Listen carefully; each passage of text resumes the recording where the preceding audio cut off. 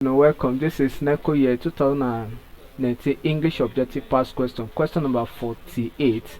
So this is a question. We have this instruction which says choose from the options lettered A to A the one that most appropriately complete each sentence. And this instruction is applicable to question 41 to 70. And the sentence here say bring dash books on that shelf. Bring dash books on that shelf. And option A say every, B say this, that is plural, this. Option C say this, which is singular. Then option D say those. Option E say which. So this is singular, why this is plural. So we cannot say bring every books, because the determinant every goes with singular verb, so every cannot function in this expression, so every is wrong.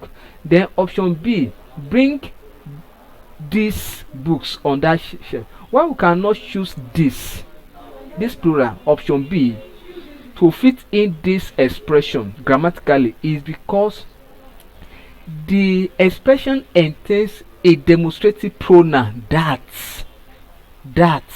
So it means that the speaker here is demonstrating to the listener that bring dash books on that shelf. Now we are talking of plural, yes. So that this is to enable an average English learner to know that the correct option here is not the plural this, not the plural form of this, because we are talking of books which is in plural form. Then this here cannot function because there is a tone of demonstration which is that shelf. Then singular this cannot function, of course, because the noun here is in plural form.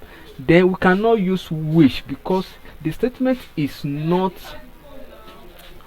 actually in explanatory form, but we can choose D because the plural that is an indication of singular demonstrative pronoun.